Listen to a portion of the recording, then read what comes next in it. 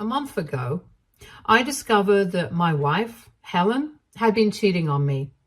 I had planned to surprise her at work with the idea that we could spend a nice evening together, maybe grab dinner, see a late night movie, something to bring a little joy into our lives. When I arrived at her office building, I immediately recognized her car parked outside. It was unusual for her to still be there at that hour, and I wondered why she was inside so late. I decided to call her as I walked closer, thinking I'd ask her if she was up for my surprise plans. As the phone rang in my hand, I heard her ringtone loud and clear coming from inside the car. Confused, I moved closer, peering through the window, and that's when I saw it. My wife, the woman I loved and trusted, was in the car, but she wasn't alone. Helen was locked in a passionate embrace, making out with a man I immediately recognized. For a moment, I couldn't move. I stood there frozen in shock and disbelief. My heart seemed to stop as her eyes suddenly flicked open and locked with mine. The expression on her face was one of sheer panic. She quickly pulled away from the man, her mouth opening and closing as she struggled to find words. I could see the fear and guilt written all over her face. The other man, who had been oblivious to my presence until then, turned around to see me standing there. His face drained of all color and his eyes widened in horror when he realized who I was. This wasn't some random stranger. No, this was a man I knew. I had met him at several of my wife's office Christmas parties. We had shared drinks, exchanged friendly banter, and even connected on social media. I knew his wife was pregnant, expecting their child at home, while he was here betraying her in the same way my wife was betraying me. The sickening realization of what I had just witnessed washed over me like a tidal wave. The damage was done. My plans for a romantic surprise had crumbled into a moment of gut-wrenching reality that I never saw coming. Helen, clearly shaken, tried her hardest to explain herself in the aftermath of being caught. She stumbled over her words, insisting that what I had just witnessed was really nothing, that it was just a one-time stupid mistake. Her voice was strained, as if trying to convince both of us that what had just happened didn't mean anything. But how could I believe that?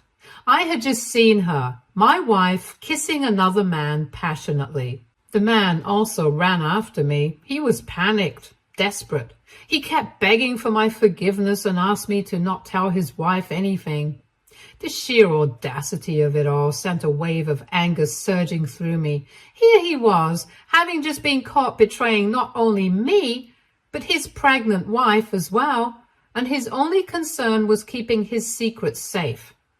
At that moment, all I could feel was fury rising inside me, so intense that I could barely see straight. I knew that if I stayed there any longer, I might lose control and do something I would regret. So without saying a word to both of them, I just turned and headed straight for my car. I didn't even look back as I got in and drove away as fast as I could, just needing to get far, far away from the two of them. My hands were gripping the steering wheel tightly as I tried to focus on the road. But my pain was overwhelming. I couldn't stop replaying the moment over and over in my mind like some twisted loop I couldn't escape from. I drove for what felt like hours with no destination in mind. I just needed to move, to get away from the reality that my life had suddenly become. Eventually, I found myself in some secluded spot far from the city where I parked the car and just let everything hit me. The pain, the betrayal, it all came crashing down like a wave, and I broke down, crying harder than I had in years. How could this have happened? How could someone I trusted with everything in me do this? Helen and I had been best friends. We had shared our lives, our dreams, our future, and now it was shattered. If I hadn't seen her kiss that man with my own eyes, I would have never believed it. If someone had told me she was cheating, I would have laughed it off as a ridiculous rumor. But there was no denying the reality now. It was like a nightmare I couldn't wake up from. When I finally returned home, my mind was made up. There was no going back. As soon as I stepped through the door, I went straight to the bedroom to pack my bags. My wife was already there waiting, her face streaked with tears and panic etched in her eyes. She rushed towards me, her voice shaking as she pleaded with me to stop. Helen kept insisting that we could work through it, that it wasn't too late and that we could sit down and talk things through. But how could words ever repair the damage of what I had witnessed? I was filled with a mixture of anger and overwhelming sadness, and her attempts to calm me down only fueled my frustration. Every word she said bounced off me like a wall.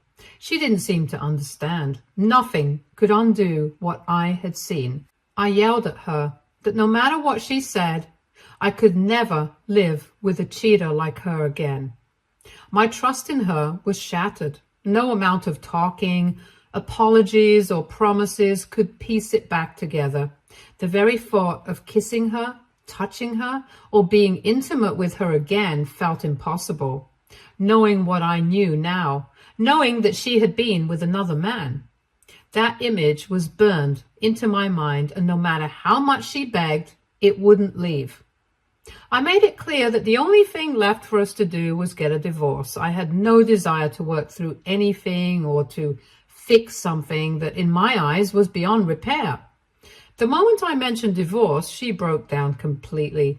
Tears streamed down her face and she started sobbing uncontrollably, begging me for a second chance. She promised over and over that she loved me and that she couldn't live without me and that she would do anything to make things right. But her words felt hollow, like they were too little, too late. I didn't listen to her pleas. I couldn't.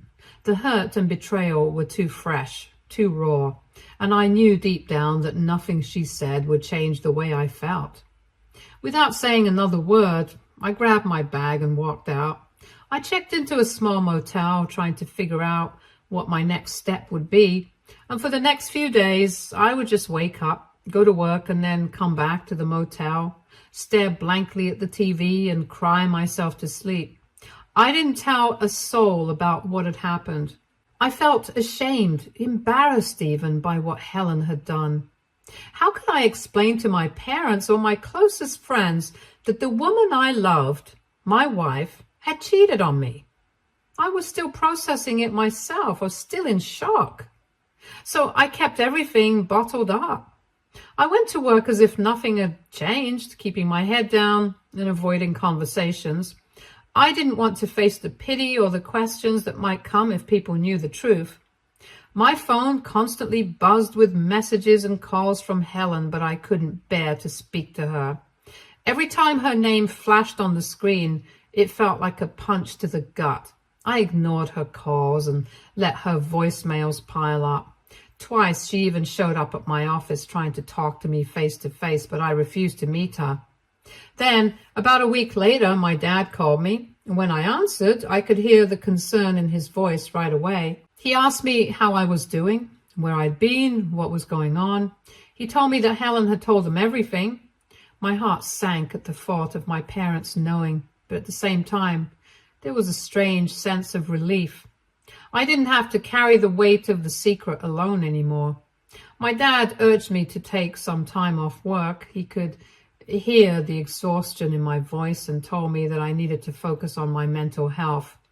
He said I should come home, stay with them for a few days, and get away from everything. I was running on fumes by this point, completely drained emotionally and physically, so I took my dad's advice and drove to their house. As soon as I pulled into the driveway, my parents were there waiting for me. They pulled me into a tight hug. I didn't have to say anything.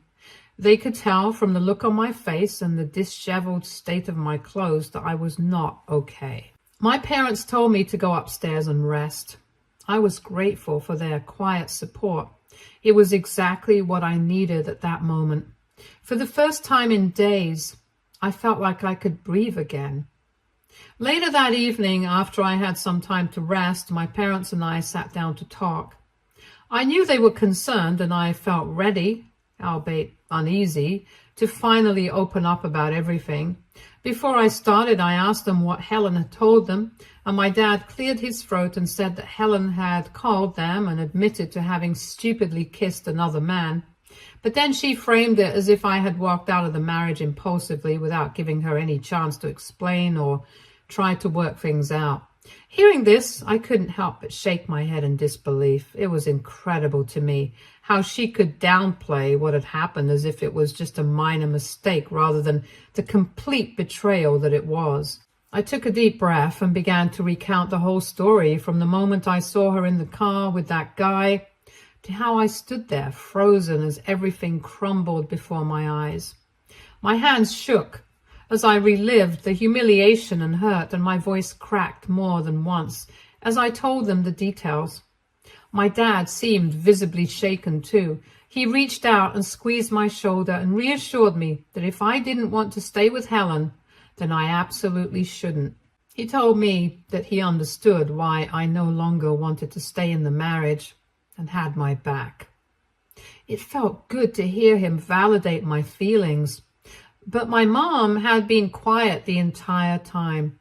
I glanced over at her and saw that she was hesitating, her brow furrowed in thought.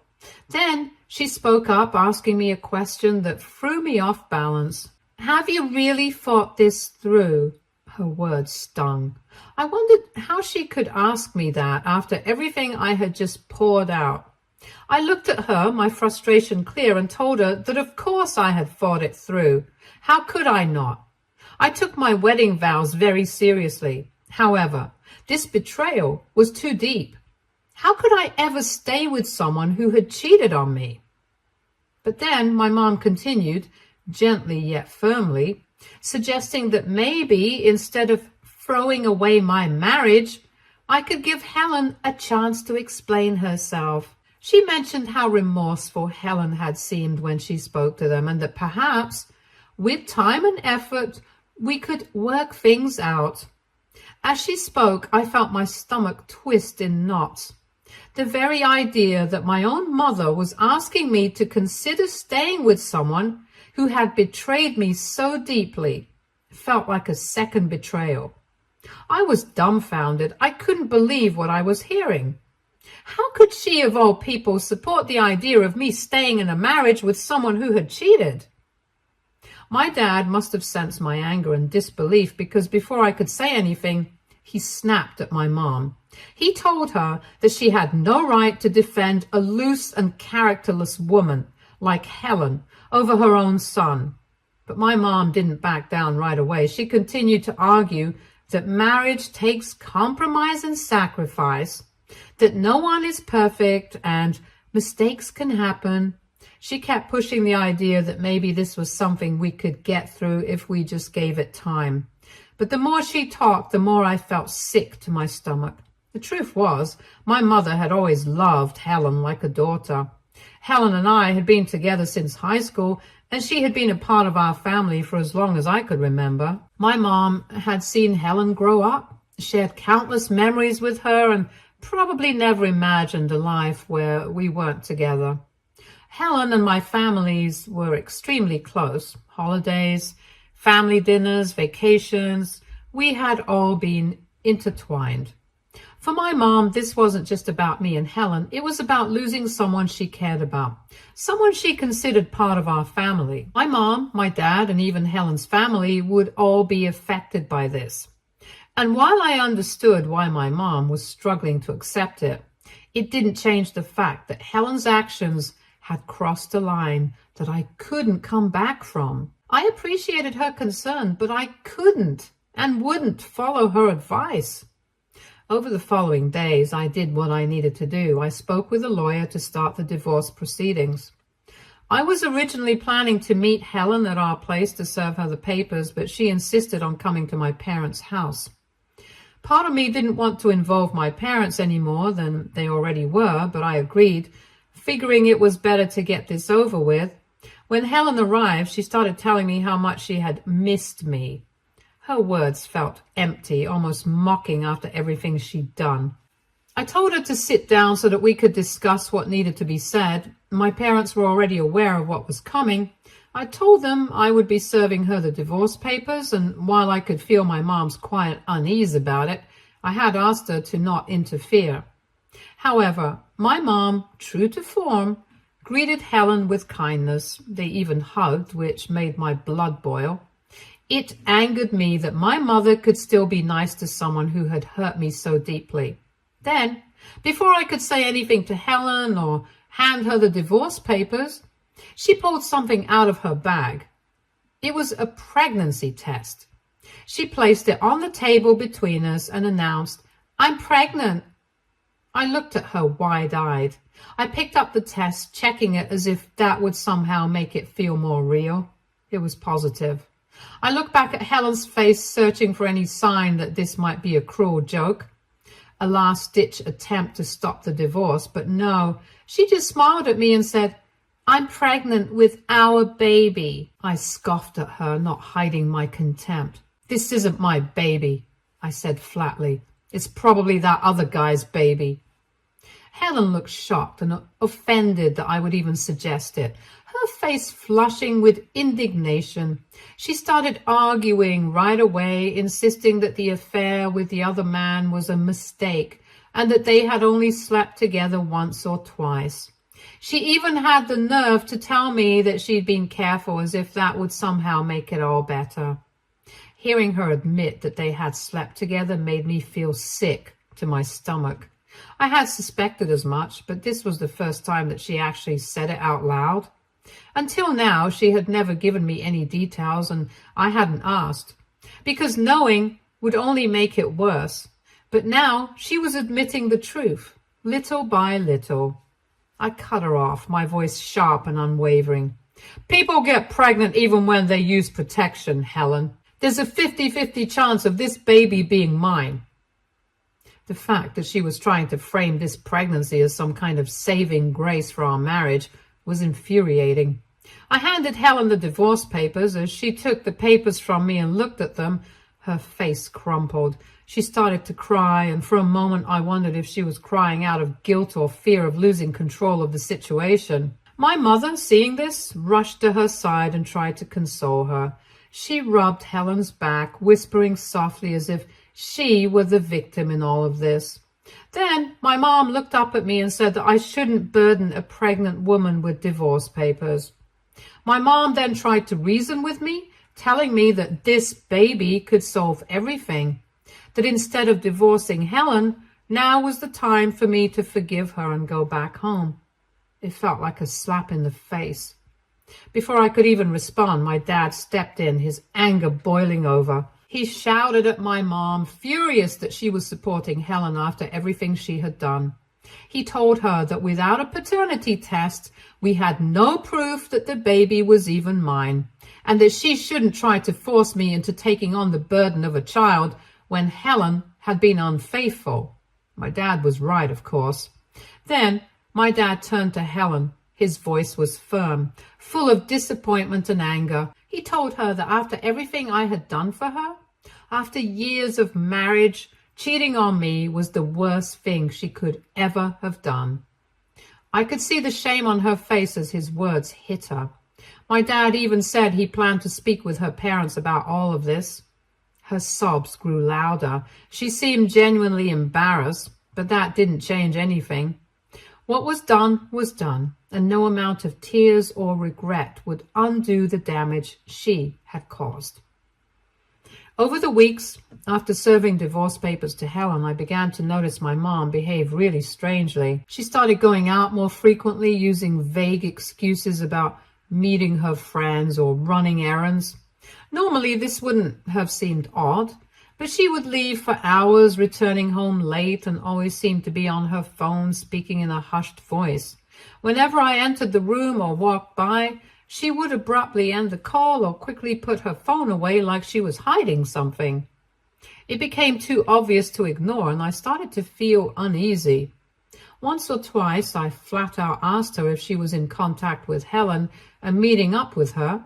After all, Helen had made a big scene with the pregnancy announcement, and I knew my mom was the only one who wouldn't entirely let go of the idea that the baby could be mine. But every time I asked, she would brush it off with a quick, dismissive answer, acting like I was imagining things. My dad had also picked up on her strange behavior. We both knew something wasn't right. Then, about a week ago, I was working from home. I had resumed my work after my break, and my boss was kind enough to allow me to work from home for a while, understanding the emotional toll I was going through. On this particular day, my laptop was acting up, and I had an important meeting to attend, so out of desperation, I asked my mom if I could borrow her laptop. She didn't hesitate and handed it over without a second thought. I attended my meeting and was just working on a few things when a notification popped up on the screen. Her laptop was connected to her iCloud account, so I could see that it was a message from Helen's number. My curiosity got the better of me, and I clicked on the message. What I found only confirmed what I had suspected all along. Helen was asking my mom if they could meet up in their usual spot. I scrolled through their messages and saw that they were having full conversations about the pregnancy, about me, about how my mom could help fix the situation. My stomach churned as I scrolled through the messages. Helen was trying hard to manipulate my mom into convincing me that the baby was mine, using my mother's love for her to get back into my life. And my mom, blinded by her attachment to Helen and this unborn child, was buying into it. She was excited to become a grandmother and was talking about how she couldn't wait to hold her baby. I sat there staring at the screen, feeling a mixture of anger, disappointment, and sadness. Then, as if this situation couldn't get any more complicated, I scrolled further up in the messages and stumbled upon something that made my heart sink. Just weeks before I discovered my wife's affair, my mother had actually found out about Helen and the other man. A friend of hers who knew me and Helen well had sent a photo to my mom which showed Helen clearly sitting closely with a man and looking intimate. It was the very same man I had caught her with. My mom, instead of forwarding the picture to me and telling me the truth, had instead forwarded it to Helen, asking her what she was doing with this man. Obviously, Helen, being the manipulative narcissist that she is, had tried to downplay the photo when my mom confronted her, claiming he was just a co-worker and that there was nothing between them. My mom had doubled down on her and told her that she didn't believe her excuses and urged her to come clean. This was when Helen came clean. She had literally admitted to having an affair with this man because she had been feeling lonely. Helen then had promised my mom that she would break things off with the guy and had begged her to not tell me anything as it would affect our marriage. My mom, naively, had believed her since she loved her like her own daughter and trusted her to do the right thing. My mom had agreed to keep my wife's affair a secret from me, under the assumption that Helen would actually follow through and end the affair. But Helen never broke things off. She continued her relationship with the man right up until the moment I caught her in the parking lot. The day I had come to my parents' house after discovering the affair, my mother must have already been fully aware of the extent of Helen's betrayal. Yet, she had still been defending Helen instead of me. I was at a total loss for words. I had just been blindsided by my wife's betrayal, and now I was discovering that my own mother had been complicit in this deceit. It felt like a double betrayal, and I could hardly process anything. Since the past few days, I've been observing my mother quietly. She continues to meet up with Helen as if nothing is wrong. Sometimes she even brings up the topic of me in front of me, trying to change my mind about the divorce. My mother is clearly unaware that I have discovered the truth. AITA if I confront my mother and call her out for backstabbing me after everything she has done? Update 1. First of all, many of you have expressed concern about whether I ever informed the other man's pregnant wife about his affair with Helen. Honestly, I didn't. I've been so consumed by my own grief that I couldn't figure out how to break the news to her. However, after reading all your comments, I've decided to reach out to her on social media and send her a message about it. Secondly, if this baby turns out to be the other man's, then there's no way he can continue to hide his affair with Helen. She's very self-serving, so she will definitely take him to court and make him pay child support, as she should. Lastly, yes, my wife and I had been intimate right up until I discovered her affair and moved out. There is definitely a chance that the baby could be mine, also, which is why I haven't dismissed it completely. However, I will need a paternity test before I ever accept it. Update 2. I decided to call Helen and her family over for lunch to have a sit-down discussion with my parents. My mom seemed pleasantly surprised by this and must have thought that perhaps I was rethinking the divorce.